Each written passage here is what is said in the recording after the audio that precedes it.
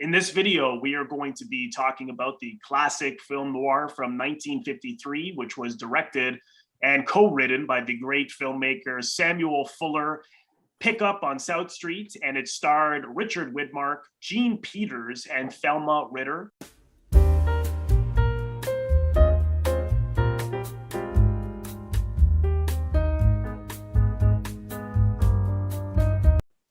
And my guests today, I want to welcome back Trillo and Suede, the film noir detectives. They have a great television series, web series, which you can find on YouTube.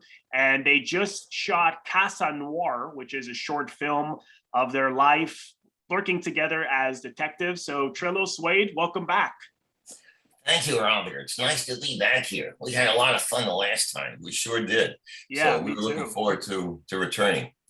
No, thanks so much, guys. I was really looking forward to this. So I know we all had a busy summer and we were trying to plan this. So finally we were able to get back into this one. So I want to ask you both individually. I think we touched on Pick Up on South Street when we spoke in June. What do you think? What do you guys think of this film? Well, it was a lot of fun, especially because we're very partial to New York City noir. You know, because it's our hometown, and it's really cool to see the old photography and the old streets of New York, and very nostalgic. I think I can speak for Trillo in this. Yes, you can speak for me. God knows he speaks for me a lot. So it's something that we particularly latched onto, and I think it was done really well. It's capturing the grittiness of the city, and even from the opening shot on the subway, that was a great metaphor, I think.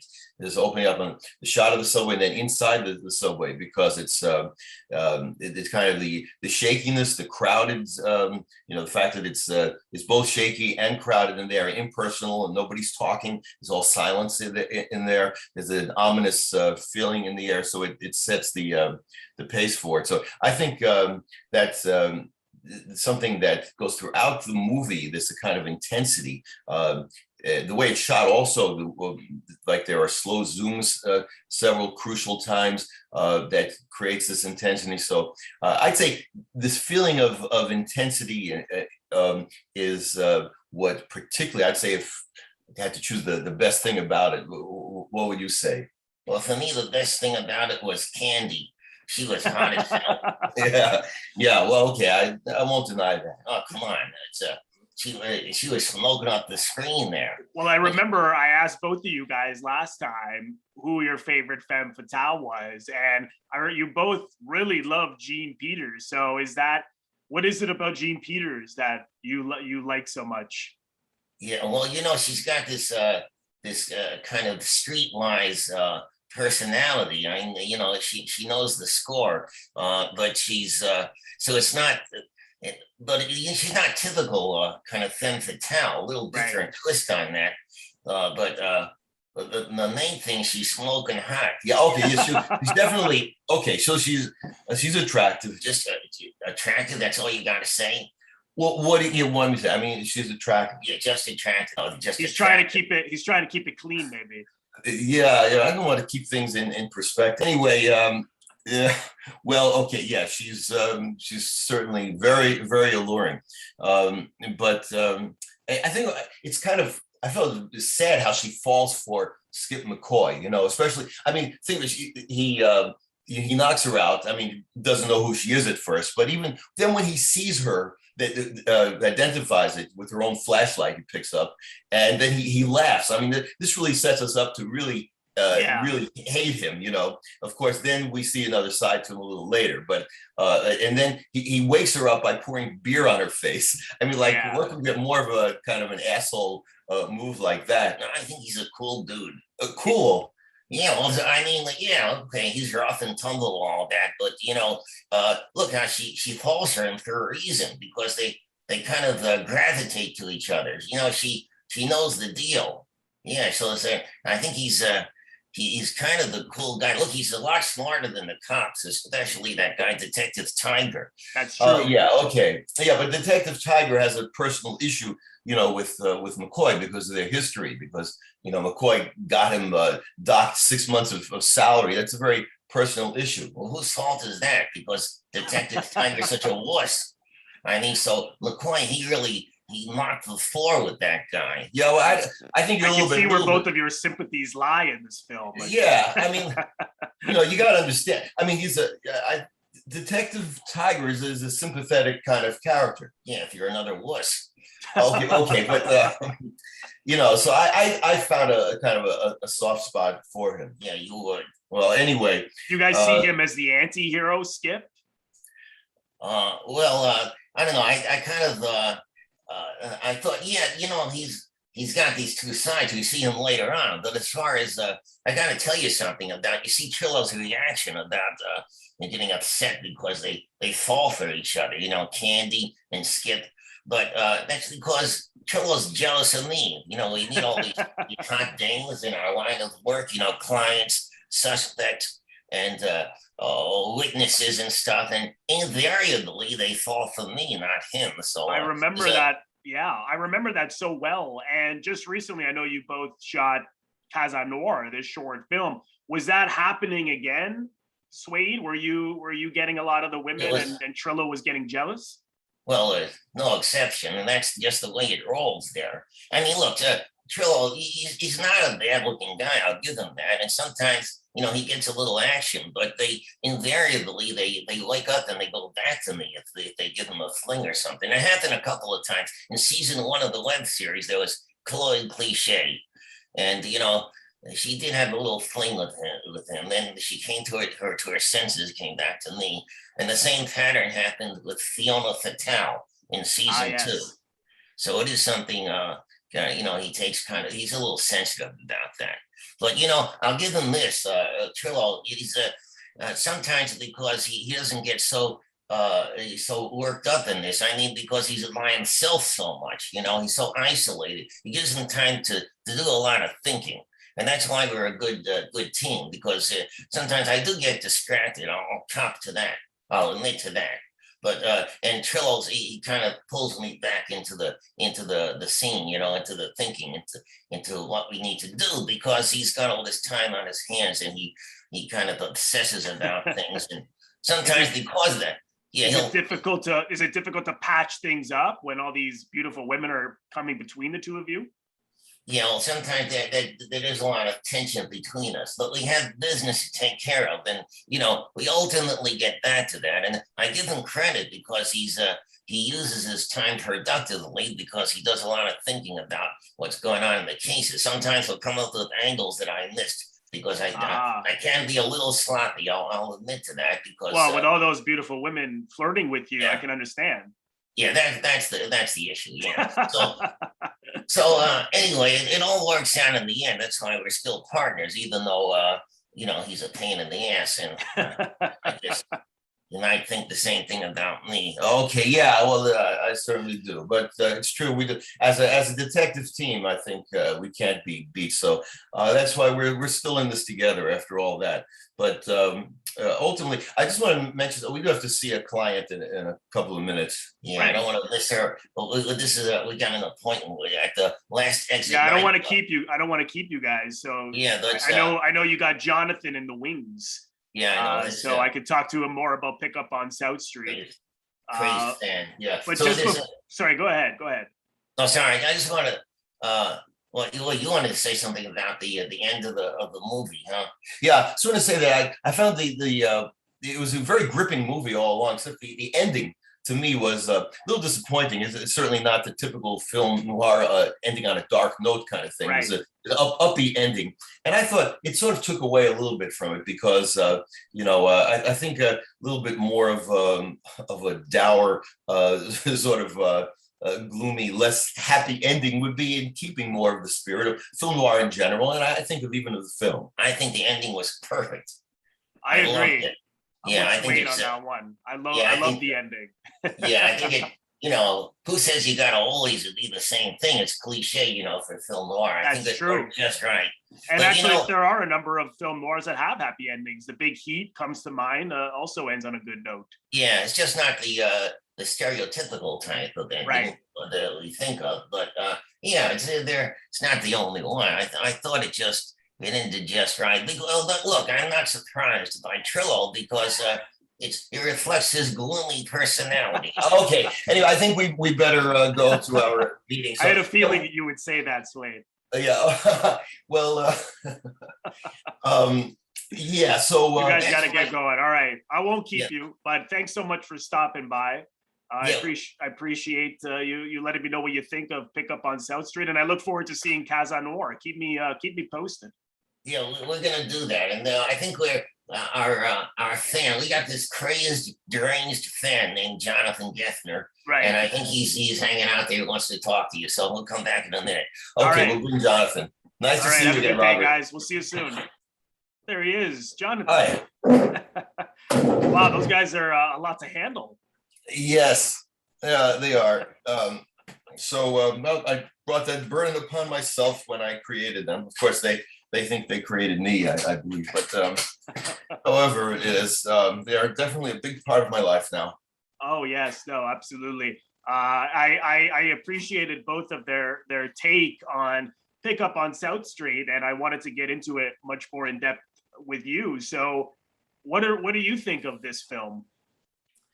Yeah, I think it's a great one. I think it works on many different levels, and similar to what Trillo and Swade said. Oddly, I kind of agree with them that in particular to the New York City noirs, because it's a personal, like sentimental thing. And I think that New York City is the perfect, in the sort of quintessential environment, even though it's the minority of the film noirs, because the majority of them are West Coast, That's LA right. based, Yeah. and of course, a lot of great ones that were shot in California and set there. But I think New York City is the quintessential environment for it because of the claustrophobia, the crowdedness, and the feeling of isolation within the crowds. That I think that lends itself perfectly to the spirit of film noir. That spirit can be created any place, and it often is in like Double Indemnity and the other great ones that are LA based. So they create that feeling, but the feeling is intensified if the setting is New York City, because that already has that feeling of sort of gloom, or it lends itself easily to that Yeah. kind of because of the fact that it's so crowded, and the skyscrapers give that feeling of impending kind of doom and claustrophobia and all that. So I love the environment. That's a good point. I hadn't thought of it that way because they're often amongst crowds. You see in the subway or even that big fight towards the end. But Skip and Thelma Ritter and Gene Peters, all these characters, they live outside the law. They're trying to just get by. It's these thieves, basically these criminals. They're told with the utmost empathy from Samuel Fuller. I mean, you totally empathize with them, even though, well, not so much the communists, but the other characters are so, they have a lot of brutality to them. And what's interesting about this film is that it's very heavy on plot, where you're connecting the dots in a simple way. But where would you say the heart of the film lies? Oh, I think ultimately the heart of the film, I would say the soul of the film, is Mo Williams. She, to me. Oh yeah. Yeah, because so good. Thelma Ritter, man, wow. Yeah, she plays it perfectly and beautifully, and like there are the characters, as you said or alluded to, are they're mixed. We do at least eventually sympathize, because Skip McCoy at first is just this two-bit grifter who is leering and very unlikable, but then gradually we do see that other side to him, and especially when Mo dies, and we see that he goes out of his way to get her that funeral that she had longed for and had referenced several times before that. That was sort of heartbreakingly, the only thing she was living for is to have a good funeral, and she wasn't going to get it because of the way her life was taken so abruptly before she had enough money for it. So she was going to be taken to Potter's Field, and where paupers are buried, and he intervenes. And so he really goes out of his way, and presumably out of his own pocket, he's going to get her the funeral. He says he's going to. I really love that moment, and the irony is that the whole reason he's in this mess is because she fingered him. But there's this, but there's this really beautiful understanding. I love that scene they have at the bar where, because when I first saw this, I thought, he's going to want to kill this woman. But there's this beautiful understanding that they've known each other since Skip was a kid, and clearly she's a much older woman, and that she does what she needs to do to get by, and he does what he needs to do to get by. That they basically live on the same street, so to speak. That they're both, petty criminals. She trades information, sells information, and he steals and he pickpockets. And as she put it, I'm just giving them a shortcut to you or to someone else. They're going to get to you anyways. Yeah, right. And exactly. I love that. There's no hard feelings. This is just a total understanding. It's almost like she was his mother. Right. He accepts that. And when she first said that to the cops, that he'll understand. And I was expecting he's not going to react that way, but then he does. And in fact, she predicted also that he would just want to know that they got a good price for. They had to pay a good price for that. Like his status as a criminal was reflected by how much money the cops had to bribe her, to get the information. I love that. That was cute.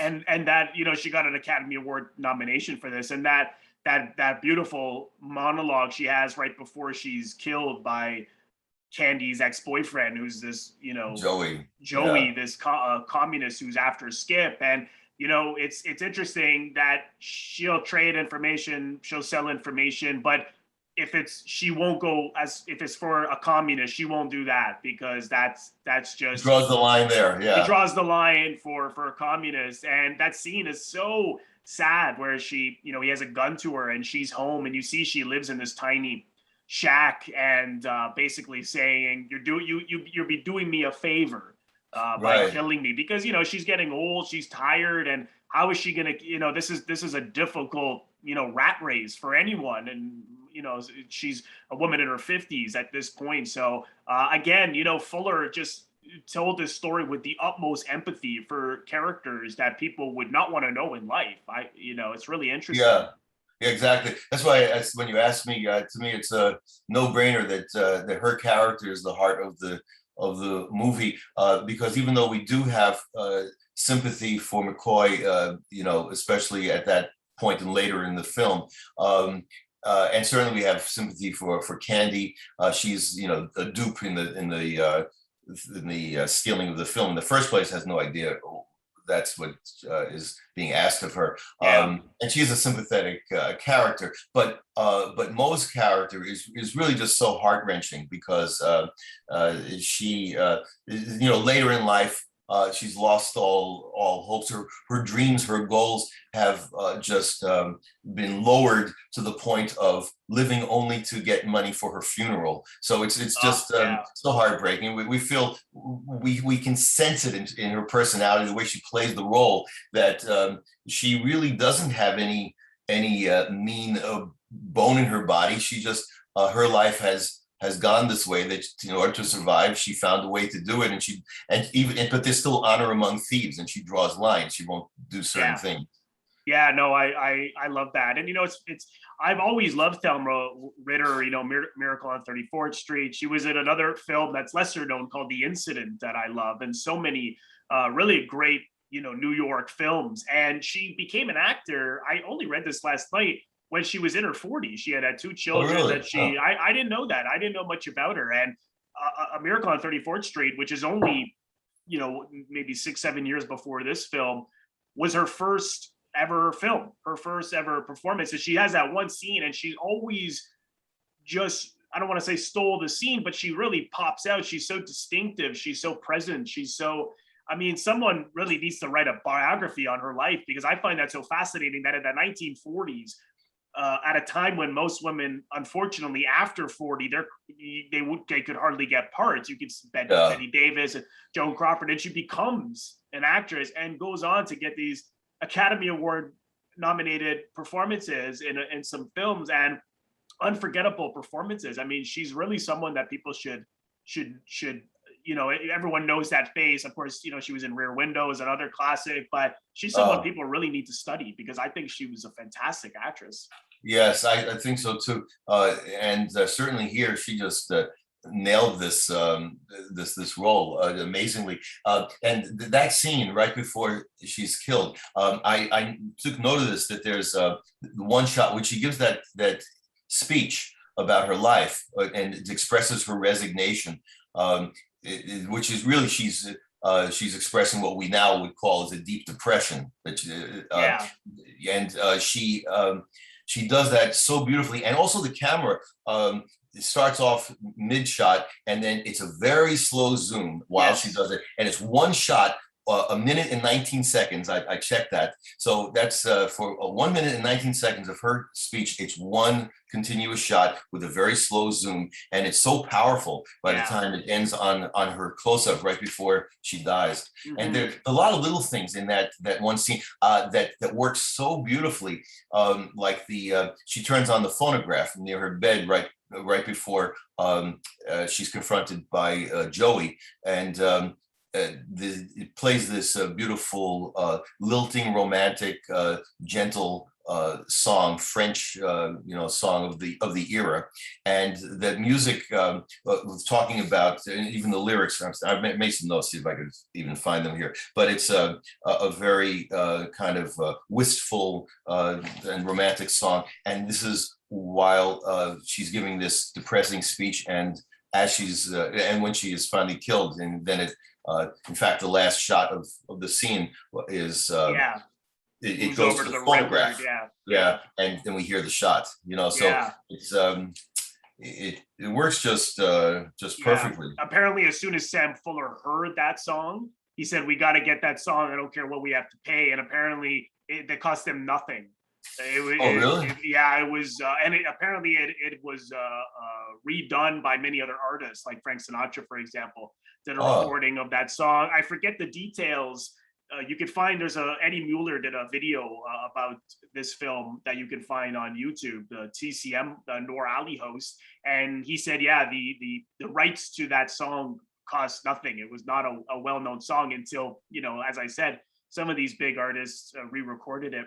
I find this fascinating, this relationship between Jean Peters and Richard Widmark, because it's almost hard to believe that there really is this center of a love story here between Skip and Candy. But the first time he sees her, he punches her right in the face, and within minutes they're kissing. They're like two magnets. There's this heat, there's this sexual attraction, and I think in their world, sex and violence just go hand in hand. And that's not the only time he hit. That's the only time he punched her. But even later on, when she comes back to give him $500, and he calls her a communist and a red, and I tell them that I want 25 grand. I mean, he's out to get. He doesn't care who he has to deal with, communists or not. This guy is not a patriot, and he'll do anything for as much money as he can get. But I found it so interesting how he was so intimate with her, but then the next minute pushing and shoving her, and you feel so bad for her. She's being pushed and shoved around, and this woman is full of love. I mean, even though she's broken up with Joey, this communist who she doesn't know is a communist, she wants to help him. You see that when the film gets stolen off the top, and he begs her, because of her connections. Clearly, she works outside of the law. You don't know exactly what, and she doesn't have to do that. I mean, there's no reason for her to have to find who stole that film. It's not her responsibility. She wouldn't get in trouble. Nothing. I mean, they might kill her because they might just blame her because it was stolen out of her purse. But I found that so interesting that everything she did was motivated from warmth and love of these two men. And even later, Yeah, when Joey gets the gun to go find Skip and kill him from those other communists. In that moment, she finds out that Joey is a communist. They're cutting back and forth between yeah, their faces, and there's no words, and you know what she's learning at that point. And she still says, don't kill him because you're going to get the chair. So on the one hand, she doesn't want him to get the chair, and she also doesn't want Skip to get killed. So she has these feelings for both of these men, and I found that quite interesting. I don't know how you felt about that. yes, I wasn't sure, and I'm not, and I don't know if we are meant to know for sure what's the greater motivation in some of her actions, like when she goes and tries to get that film. When, as you said, she really didn't have to, but on the other hand, she was in potential danger if she didn't. So I think both were at play, and I don't think we can really know, is it more because she was scared of Joey, or more because she really cared for him and didn't want him to get in trouble. Yeah, it's really up to the audience. Yeah, but she definitely she has that part of her which is clear, which she does have feelings for Joey, and then she has feelings, ultimately more feelings for Skip, when she knows what's at stake and what's really behind it, and all that. And then this thing about it's very off-putting at first, as Trillo and Swade were debating also about how he brutalizes her, and then they're smooching and falling in love a few minutes later, and it's like at first it's it's very disturbing. Well, it is disturbing, but on the other hand, it does make sense in their world, and also in general. I mean, how many times we see it? It's throughout history, and it's today too. Unfortunately, people who are in abusive relationships. I mean, usually it's the woman in an abusive relationship, although it could be the other way too. But of course, more often it's a woman who's being abused by a man, especially if it's a physical abuse. That's usually men abusing women, and but it happens so often. And even people it's a kind of reminder to me that it made me think about that. And when first I thought, wait, is that believable? And I thought, well, yes, it is believable, because it's like it happens so often. People's self-esteem, even people who are rich and famous, and get all kinds of accolades, adulation, and even that you read about them like being in an abusive relationship, staying in an abusive relationship. So the human psychology, when you have an inner issues that are not resolved of the lack of self-worth and self-esteem, fall prey to that all the time. And certainly her, it's very believable, because in her environment and background, it's something that, as you said, she surely was very used to, accustomed to. Film noir, sex and violence go hand in hand, but this is much darker. And the great irony is that Skip is the only reason at the end he beats up Joey and turns him in is not out of patriotism or out of the fact that, oh, he was appalled that this man was a communist. It was because he beat up Candy. And the other odd irony is that he also hit her, but he wouldn't hit her as badly as Joey, and I mean, he put her in the hospital, bruises all over. He shot her, for God's sakes. I think that repulsed him, and he obviously had a great deal of I don't know if he was in love with her, but he had a great deal of affection for her, and ultimately wanted to so that's why for me he's really the anti-hero, because it's sort of like De Niro in Taxi Driver. Like, he ends up doing something so good that wasn't really his intention. All in all, like, this guy's out for a buck, and that it's nothing to do with stopping communism. And I'm not sure if you read this, but the FBI director at the time, J. Edgar Hoover, he had a talk with Fuller about that, right? Because he chastised him, that for that it's not anti-communist enough, or because he felt that Skip should be appalled that he's dealing with a communist, but he was still willing to get money from them. He didn't, and he even says, I don't care. And even off the top, when they you know, the police are being rough with Skip to get the tape back, and then he says, what are you waving the flag at me? Like he just, this guy does not, he does not care. It seems a little strange that he figured out that when he goes to the library and he looks at the film up close, and he seems to know what it is. I don't know if he necessarily knows the details of what it is, but he gets the impression it's something to do with the government. I don't know if that seems false. Yeah, I wasn't sure about that. I think that he just what did he? Yeah, I'm trying to remember what was my impression when he saw that, because I was frankly just confused, unsure. Like, what is he figuring out from this? That it's just something top secret. I guess that to me that seemed all he could figure out is that it looks like something that is top secret, so probably is government. But you know, I don't think he knew anything beyond that. You know. No, I don't. I mean, no, I don't think so. And that's when he starts to, when he sees Candy after that, he starts to say, oh, you guys are a bunch of reds, and she's sort of like, what are you talking about?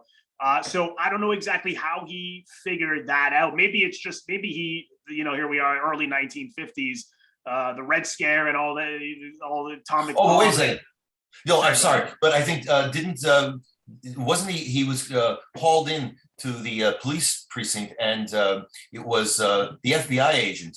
I forgot his name, but there's Detective Tiger, but then there's also the FBI guy who's now working with the police department. And I think that FBI guy says tells him that, you know, this is stolen. It's going to be sold to the Reds, right? You know what, that I was gonna go back and check because I couldn't remember. Maybe if someone watching this, comment below. I'm gonna check later, but either they told him that or he saw something in the film that he put it together. I think, well, I'm not 100% sure, but I'm pretty sure he was told that that's why we're after. Yeah, he must have been.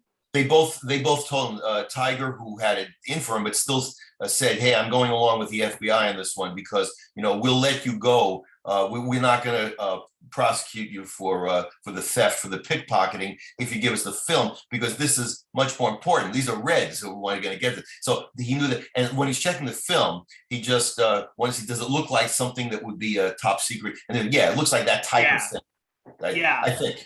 I think you're right. I'm gonna go back and check to see if they actually told him. But for anyone listening, feel free to let us know in the comment box. But he's such a weasel, that guy. Like he's willing to clearly he was capable of doing all this. You see him with the gun. I mean, he's quite threatening and scary. Yeah. But yet he's, you know, he wanted her to take care of all this stuff, to go out and find out who did it.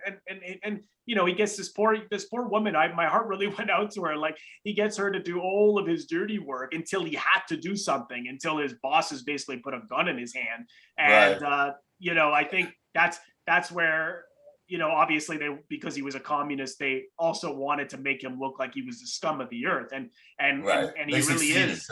Yeah. And he's much worse than Skip. And the irony is that I think Skip would have ended up like Thelma Ritter down the road or very soon after. And by sure accident of this story, that, you know, the way in which things unfolded, Jean Peters ultimately saves him. You know, I mean, he's with her, and now he's with a woman that I don't necessarily know if they're in love with each other, but they're have a strong sexual attraction and a connection and an affection for each other. So it's optimistic to think that maybe his life will go in some other direction because he found love. I don't know. I mean, it depends on how people see it. Yeah, you know? That's true. Or it'll get worse for him. You know, I mean, he's been alone his whole life, and you know, maybe he wouldn't know how to live with someone, and he already is abusive, right? So maybe it'll be worse for her. So it's really ambiguous in that sense. Yeah, well, we definitely don't know, but it's we definitely are left with the hope and reason to hope that maybe he actually will turn his life around now that they found each other and have connected in some way which was real. And you know, you had thrown out earlier about whether he's actually in love with her, and I think that as much as he's capable, to the extent that he's capable of probably loving anybody, you know, because I think he's sociopathic, and you know, so he's as a sociopath, I mean, as opposed to a psychopath, because you know, psychopaths are defined as not being capable of love at all. They just don't have that feeling. Where sociopaths can feel love, they just are very weak in the empathy department, you know, and so that certainly fits him. But he's capable of it, and I think in this case, he does feel something that's real for her. No, I agree, and you know, it's not sentimental at all. It's not done with any form of sentimentality, which I really appreciate. But this story that we were touching on with Hoover, I'm really surprised that the head of a studio would have backed a filmmaker like Fuller, because they lost all access to using any kind of FBI headquarters or anything to do with the FBI and the ads or anything. In other films that may have to do with the FBI. So the studio head, Zanuck, that was quite ballsy for him to go with the story. And I think most people, because ultimately these people are businessmen, right? But those studio heads at that time, they cared more about the content. I'm not saying they didn't care about the money, profits and all that, but they did care about the story. But this was daring. I mean, this was extremely daring to go against what Hoover wanted, and to have a main character basically be totally unpatriotic and totally unlikable, and and he saves the day in ways that was not his intent at all. But as a story, that's a remarkable. It has so much. It has so much depth. But I think nowadays, where you have corporations running studios, they would have been like, okay, change the story. And that's it. No debate about it. But I wonder if it's the timing too, because I'm not sure of the timeline of McCarthyism when it was the most powerful. Yeah, that as well. Yeah, because this was 53. So yeah, that was, you know, that was going on since the 40s. But still, in the 50s, it was still quite the issue, you know, quite the witch hunt, so to speak, the McCarthyism. Right, and it was it is kind of it's amusing in the just like the stupidity of J. Edgar Hoover, not only the narrow-mindedness, but the sheer stupidity of, you know, complaining that that's the character Skip McCoy is not anti-communist in principle, when that's you know, it's the whole point of his character, is that he doesn't care about any of this, and that's a character. I mean, for someone to confuse it with like promoting communism, when in fact the movie certainly is not promoting communism. When one takes away from that, it's anti-communist. It's an anti-communist movie. It's clearly anti-communist. So the fact that J. Edgar Hoover didn't see it as such, you know, is like as if you know, not only the movie must be anti-communist, but every character, good and bad, must be anti-communist. It's just so stupid, you know. It is. It's just it's as if the message had to be rammed down people's throat. You know? I mean, you're right. It clearly is, but it's an extraordinary. Really, I've seen it at least twice in the past.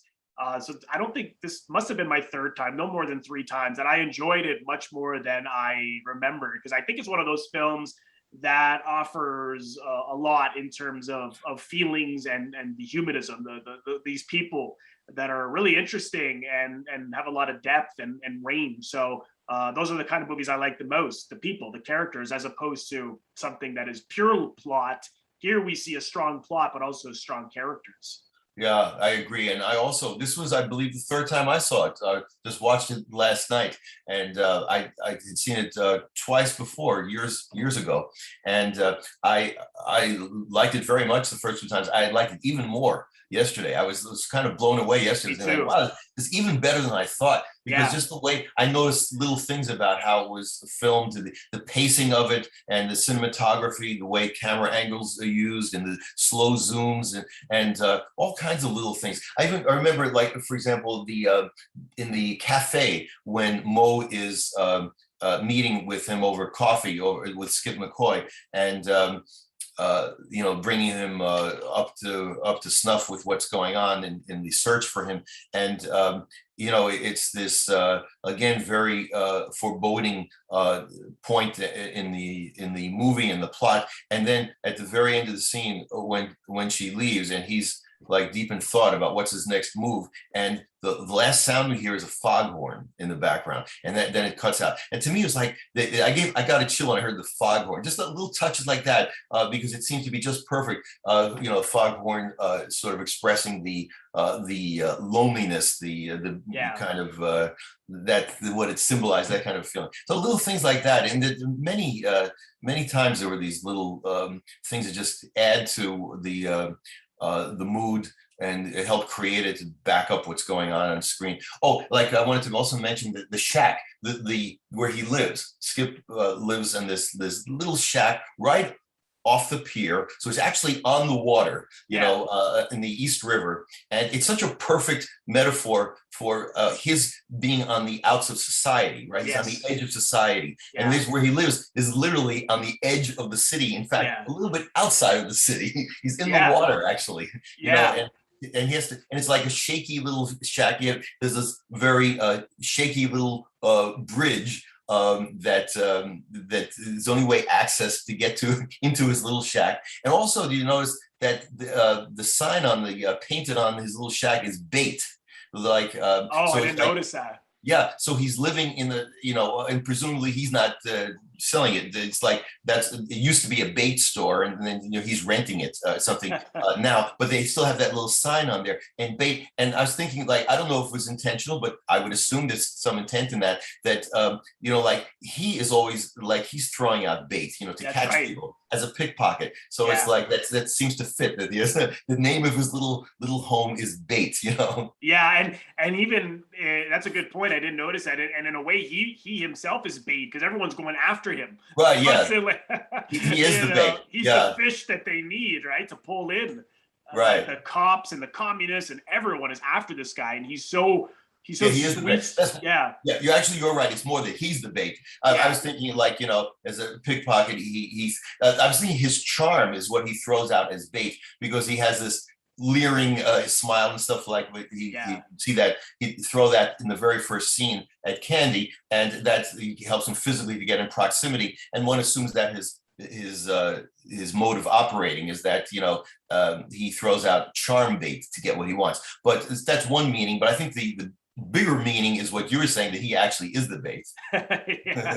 Well, he was so wonderful in this, and he had played so many criminals, and he didn't really want to play criminals anymore, but he liked Fuller so much, and he liked the script so much, so he did it. And you may also have read this, that apparently Marilyn Monroe was up for Candy, the Jean Peters part, but he felt that she was too sensual for it, which I think that's maybe true, because not that Marilyn Monroe didn't also have a sweetness and an innocence, but Jean Peters didn't have the same. She was very beautiful, but didn't have that same natural as sensual as someone like Marilyn Monroe. So I think that she fit that.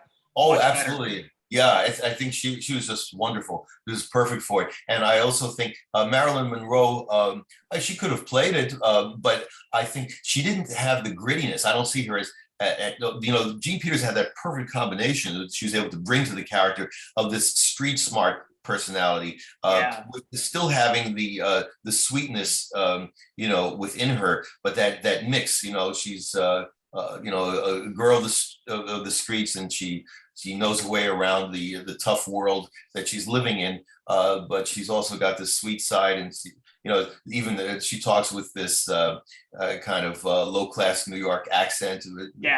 So she pulls off the whole thing. She was great. I mean, I'm sort of sometimes curious what Marilyn would have been like, because she, as I'm sure you know, she had a really horrible life too. So maybe that would have been a different side that we didn't see of her in other movies. If she could have drawn, it would have been interesting to see if she could have drawn from her own sad life to the character. She might have made it work. But it seems like she built her whole image, her public image and screen image around Marilyn Monroe, around countering that background Yes. and Yeah. ignoring it and putting it aside and being the you know, the sweet, loving, lovable, flirtatious, you know, that thing. But you know, but whether she could have drawn from that within her, that's interesting. Yeah, it's hard to say. I mean, yeah, because we certainly saw later on in her career that she got interested in different kind of parts, like the one she did with Montgomery Clift, God, and Clark Gable. The name of it that Arthur Miller wrote. Misfits. Misfits, yeah, which is really a really different side of her. But that was, you know, almost 10 years later, right? So it's Her last film too, I believe. I think it was, yeah. It was one of her, if not the last, but one of her. I know it was Clark Gable's last, Oh, but oh. it's hard to say. But all in all, it's a wonderful film, and I think it was, you know, beautifully casted, beautifully performed by everyone, and highly, highly recommended. Well, Jonathan, thanks again for joining me today to discuss this great noir. Tell Trillo and Suede I said thanks. I will. Yeah, Yes. Yeah. This was and a lot of fun. no, absolutely. And for those of you who may be interested, I have a Patreon membership where I have a tier which is dedicated to film noir. So the link is in the description box below, where you can become a member, and the details are there for what I offer in that tier. And there is also an audio version of this podcast, which is available anywhere that you get a podcast, Spotify, Amazon, places like that. And if this is your first time here on my YouTube channel, please consider subscribing. It's absolutely free by pressing the Robert Bellissimo at the Movies logo. You'll see it right here floating above my head to your top left. Just click on that and then click the bell in order to get a notification every time I release one of my new videos. Well, Jonathan, thanks again, and we will see everybody Very soon. welcome.